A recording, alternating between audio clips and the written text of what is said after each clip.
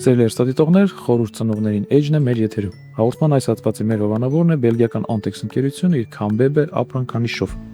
Իդեպ Kambebe-ն արդեն ունի նորույթ, բնական բաղադրիչներով մշակված Kambebe վարտիկ տակդիրներ, որոնք արդեն հասանելի են Հայաստանի ողջ տարածքում։ Դրանք չեն պարունակում պարաբեններ, բուրավետիչներ կամ այլ գրգռող նյութեր, ձեր փոքրիկի համար ապահովելով հուսալի պաշտպանություն եւ երկարատև հարմարավետություն ողջ օրվա ընթացքում։ Ամառն ասոցացվում է հյութեղդեղցի, սեխի, ձմերուկի ու թարմ հատապտուղների հետ։ Մենք փորձում ենք մեր երեխաներին հնարավորինս շատ վիտամիններով ապահովել, բայց երբեմն հերթական ամառային մրգի համտեսությունից հետո երեխան սկսում է բողոքել բերանի խոռոչում, արկաքորից, այտուցից կամ տհաճ զգացողությունից։ Գիտեք արդյոք, որ սա կարող է լինել ոչ թե սովորական սննդային ալերգիա, այլ այլապես կոչված օրալ ալերգիկ համախտանիշ, որը սերտորեն կապված է բույսերի ծաղկափոշու հետ։ Թե ինչպես ճիշտ կազմակերպել երեխայի ամառային սննդակարգը եւ ինչպես նկատել խաչաձև ալերգիան, կհույշի մեր հյուրը, ինֆեկցիոն հիվանդությունների ազգային կենտրոնի փոխտնօրեն, բժիշկ ալերգոլոգ իմունոլոգ Սևան Իրիցյան։ Ողջույն Սևան։ Ողջույն։ Շնորհակալ ենք մեր հրավերն ընդունելու համար, շատ ուրախ ենք տաղավարում ձեզ տեսնելուն։ Եվ առաջին հարցս հետևյալն է, խնդրեմ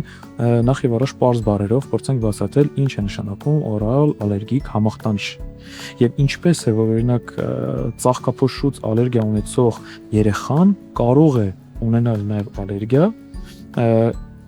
դեղց ուտելիս օրինակ։ Շնորհակալություն հրավերի համար, թեման կարևորելու համար։ Օրալ ալերգիկ համախտանիշը համատաբար որպես երիտասարդ համախտանիշ է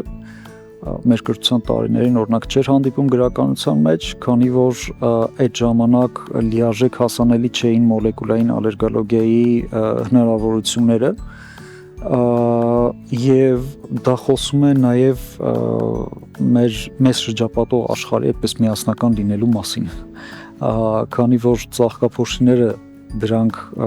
բույսերի ոնց որ բազմացման բջիջներն են, որոնց միջոցով ձևավորվում են այդ պտուղները, որոնցով մենք սնվում ենք, եւ այս պարագայում զարմանալի չէ, որ եթե որևէ սպիտակուց ծաղկափոշու մեջից մեր մոտ ալերգիա առաջացնում, ապա այդ սպիտակուցը կարող է հանդիպել նաեւ պտուղի մեջ, այդպես կոնցենտրացված վիճակում, եւ դրա օգտագործումը կարող է այդ ձեր նշած սիմպտոմների տեսքով արտահայտվել հիմնականում բերանի ծակծկոց, շրթունքների, լեզվի, քիմքի սահմաններում, թեթև այտուց կարող է եւս դիտվել եւ հատկանշական է, որ պացիենտները գրեթե միշտ բողոքում են այդ գանգատներից սեզոնի ընթացքում, այսինքն ամառվա այն ժամանակվա հատվածի, երբ որ այդ նույն ծաղկափոշիով պայմանավորված սեզոնային ալերգիկ ռինիտը ակտիվ է։ Որոնք են հիմնական ախտանիշները, որոնցից երեխաները գանգատվում են այս համախտանիշի ժամանակ։ Գիտեք, հատկապես երեխաների պարագայում մի փոքր դժվար է կողմնորոշվել, որովհետև դժվարանում են նկարագրել, թե ինչ են զգում, բայց սովորաբար այն մթերքները, որոնք որ միշտ օգտագործել են, դրանք հիմնական բուսական ծագման, չգիտեմ, հատապտուղներ, պտուղներ, նմանատիպ բաներն են, մրգեր, երեխաները ինչ որ տարօրինակ զգացողություններ են նշում ծակծկոցի, ցավի, քորի, նմանատիպ ինչ որ դրսևորումների տեսքով, միայն տեղային, որոնք սովորաբար օբյեկտիվ որևէ գնահատական չեն ունենում կամ աննշան կարևորության տեսքով կարելի է տեսնել, այսինքն դրանք բացառապես պացիենտի նկարագրած զգացողություններն են եւ աչքով շատ քիչ է տեսանելի։ Գրեթե միշտ ունենում են ալերգիկ ռինիտի պատմություն, այսինքն ավելի շուտ ունենում են ալերգիկ ռինիտ, որից հետո նաեւ զարգանում է օրալ ալերգիկ համախտանիշը։ Այ ինչպես տարբերակել խաչաձև ալերգիան, օրինակ թունավորումից կամ կեղծ ալերգիայից, որոնք են տարբերությունները, ինչպես տարբերակել։ Օրալ ալերգիկ համախտանիշի պարագայում կամ մնացած թունավորումների, որևէ մրգի կամ պտուղի բնական համային դրսևորումների հետ կապված խնդիրները հաճախ են պացիենտները նույնականացնում ալերգիայի հետ, երբեմն սննդային ալերգիայի հետ, օրինակ, չգիտեմ, կան չէ պտուղներ, օրինակ թզի ինչ որ մի ստադիայում հասունության կարող է դժվար լինել, տտիպ լինել օգտագործելը, արքայական նարինջը կարող է այդպես կառելոկը խնդիրներ առաջացնել եւ մնացած պարագաներում էլի կան մրգեր, որոնց օգտագործումը խնդիր է։ Էլ չեմ ասում ուղղակի դրանց շատ օգտագործման պարագայում, երբ որ մարսողական խնդիրներ են դիտվում ու հատկապես այս սեզոնին դրանք կարող են լինել չհասած այդ պտուղների տեսքով, դրանք կարող են լինել թարմությունը կորցրած մրգերի ու պտուղների տեսքով եւ երբեմն դրանք նույնականացնում են ալերգիայի հետ, հատկապես ելակի սեզոնի հետ կապված կա այդ միֆը, այդ առասպելը, որ քանի որ ելակը չգիտես ինչի ընդունված է համարել ավելի ալերգիկ, պտուղ պայմանավորված իր գույնով, չգիտեմ, երևի շատ օգտագործելուց հետո առաջացած խնդիրներով, ասոցիատիվ։ Այո, բայց դրանք իրականում բացարձակ կապ չունեն ալերգիայի հետ, բացարձակ կապ չունեն սննդային ալերգիաների հետ եւ կողմնորոշվելու համար ամենապարզ երևի մոտեցումը, որ սննդային ալերգիաների եւ ընդհանրապես ալերգիաների դրսևորման համար քանակը կարեւոր չէ։ Պացիենտները հաճախ նշում են, որ չգիտեմ, 1-2 հատ կարողանում եմ ուտել, բայց մի ափսեից հետո արդեն խնդիրներ են առաջանում։ Դրանք միանշանակ կապ չունեն ալերգիաների հետ, որովհետև մեր առօրյա սնման process-ում դժվար է այդ դեղաչափերը կամ քանակները կարգավորել այնպես, որ խնդիրներ չառաջանա, այսինքն նույնիսկ կտորը բավական կլինի, եթե կա ի սկզբանե հակում սննդային ալերգիայի, որպեսզի այդպես ակտիվ արտահայտվի։ Քանակը կապ չունի ալերգիան սկսելու համար։ Կարճ ասած քանակը կապ չունի, եթե նույնիսկ մեկ հատը, կես հատը հնարավոր է օգտագործել, ուրեմն դա խնդիր չէ։ Խնդիր չէ, եթե երկար ժամանակ օգտագործել եք ու ինչ-որ մի տարիքից պարզում է խնդիրներ են առաջացել, ապա դա եւս ալերգիա չէ։ Շատ հազվադեպ են լինում, երբ որևէ մթերք օգտագործելուց հետո շարունակական օգտագործում ես ու չգիտեմ, ինչ-որ մի տարիքից հետո խնդիրներ են առաջանում, ապա ալերգիան այդտեղ կարելի է միանգամից բացառել, դա ալերգիայի հետ կապ չունի։ Ու այստեղ շատ կարևոր է, որպեսզի պացիենտները այդ խնդիրների առաջացման ժամանակը լավ նկարագրեն։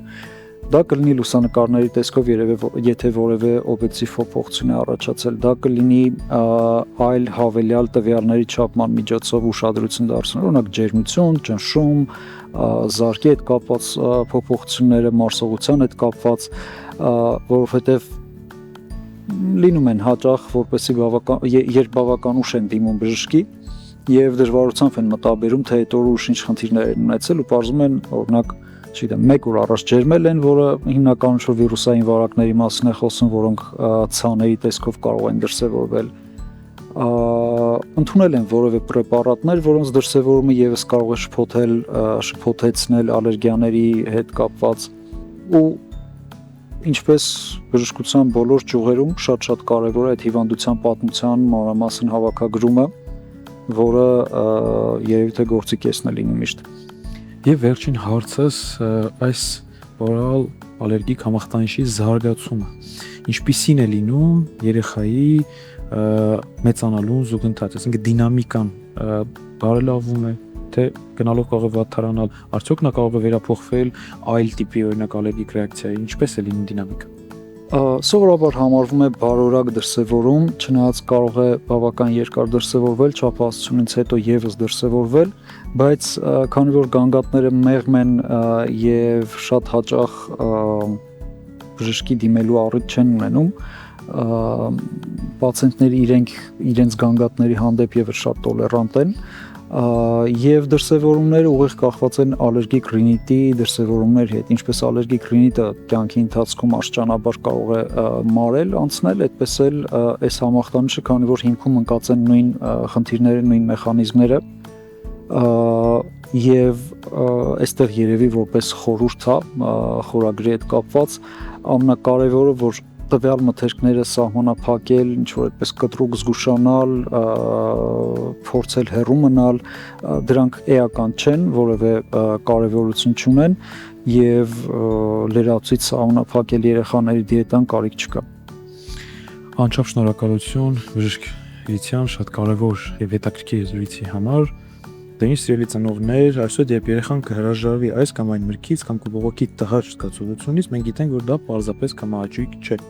այլ օրգանիզմի կարևոր ազդանշան։ Հետևեք մեր մասնագետի խորհուրդներին, եղեք ուշադիր եւ այլեք ամառային բարիքները խելամիտ ու անվտանգ տարբերակով։